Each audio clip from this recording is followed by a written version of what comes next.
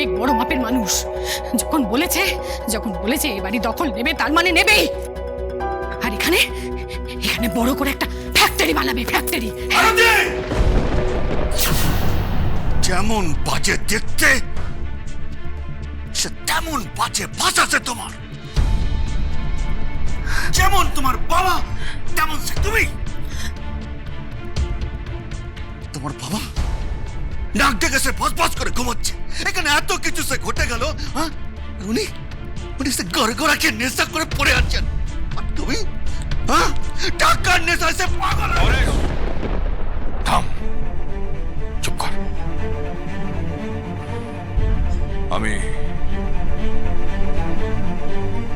আমি 48 ঘন্টা সময় নিচ্ছি। এর মধ্যে আমি জানিয়ে দেব যে আমি তোমাদের টাকা দিতে পারবো কিনা।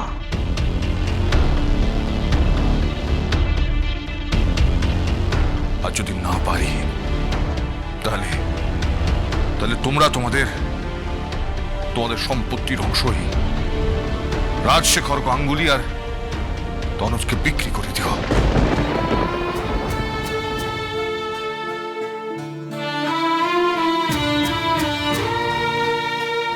আমি বাধা দেব না।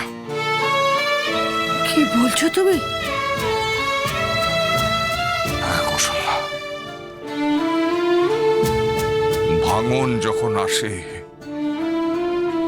তখন এভাবেই আসে।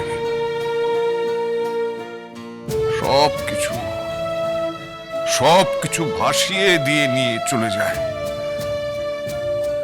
কিন্তু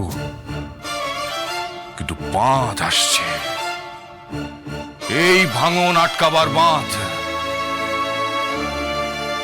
আর সেই বাঁধ হলো আমার ছেলে রঘুনাথ মুখার্জি। হানিমুন করতে এলাম, সেটাও ঠিক করে হলো না, আগেই ফিরে যেতে হচ্ছে। এই শাশুড়ি মায়ের যে কি হলো কে জানে, সব সময় একটা ব্যাঘাত ঘটাবেনি উনি। আর ভালো লাগছে না।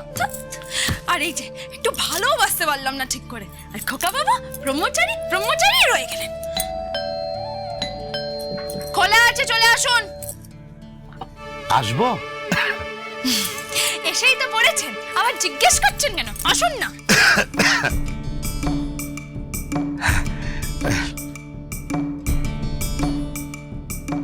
বুঝলে বাবা, আমি আর তোমার কাকিমা ওই একটু বাজারে গেছিলাম। ও কেন? ওই একটু কেনাকাটা করতে গেছিলাম। বাবা বাবা, তুমি এইটা রাখো। এগুলো কি? না তেমন কিছু না, এর মধ্যে ওই তোমার পায়জামা পাঞ্জাবি আছে, হ্যাঁ, একটা ধুতি আছে, একটা মাফলার আছে, আর একটা হনুমান টুপি আছে। এই আমার শীতের রাস্তায় ঘুরে বেড়াচ্ছ, জ্বর হলে ঠান্ডা লাগলে কে দেখবে? আমার বৌমা বাচ্চা মেয়ে, এইটুকু মেয়ে অত সেবা করতে পারে। বাবা ওনার তো কুসুম করে থাকা উচিত, একদম টিকটক। ধুতি, পাঞ্জাবি, মাফলার, টুপি, যত সব। এগুলো কি হবে? কি হবে মানে, তুমি এগুলো পরবে। কিনে ফেললো। হ্যাঁ বৌমা তোমার জন্য না একটা শাড়ি এনেছি। হ্যাঁ কি গো গিন্নি, তুমি দাঁড়িয়ে রইলে কেন? যাও দাও। আমার শাড়ি, ওই লাল পেরে গরদের শাড়ি।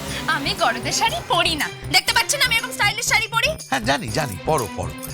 কিন্তু মাঝে মাঝে এইসব ভালো ভালো জামা কাপড় পরতে হয় বৌমা। আপনি উপদেশ দেওয়ার কে? হ্যাঁ আপনি উপদেশ দেওয়ার কে? জবে থেকে এসেছি তবে থেকে এটা পরবে না কেন আপনি বলার কে? আমি কেন শুনবো আপনার কথা? এই খোকা বাবু কি? চলুন, আমাদের লেট হয়ে যাচ্ছে, চলুন। আগে তোমরা কোথায় যাচ্ছ? আগে আমরা ফিরে যাচ্ছি। কোথায়? আগে গ্রামে ফিরছি, আমার মা অপেক্ষা করছেন।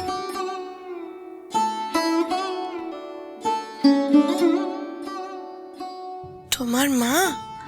হ্যাঁ, মা বাবা সবাই অপেক্ষা করছেন। তুমি চলে যাবে বাবা? হ্যাঁ। কিন্তু এত তাড়াতাড়ি চলে যাবে? তুমি যে বললে আরো 3 দিন থাকবে? আগে উপায় নেই, ফিরতে হবে কাকাবাবু। খোকা, যাস না বাবা।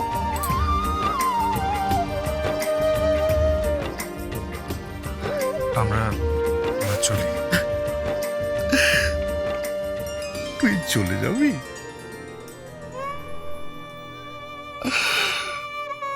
কি আপনার কি হয়েছে, এরকম করছেন কেন? জানিস বাবা, তোকে বলিনি তোর মতো অবিকল দেখতে আমার একটা ছেলে ছিল।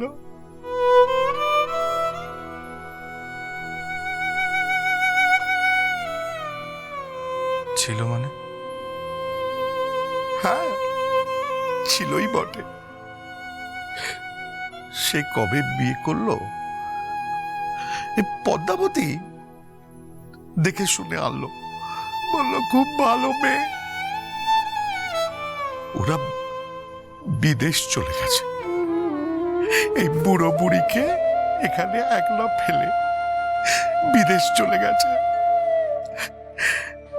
একটা খবর পর্যন্ত নেয় না।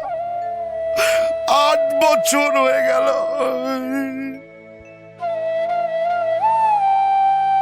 আমার নাতি নাতনি হয়েছে জানিস। ওই যে তোরা বলিস না, ও বোমা, তোমরা বলো না ওই যে কি সব কম্পিউটারে বসে দেখে, যেখানে বিভিন্ন লোকের সব মুখ দেখা যায়, বন্ধু বান্ধবে কথা হয়। ওইখানে আমি একবার ঢুকেছিলাম। খোকা বাবু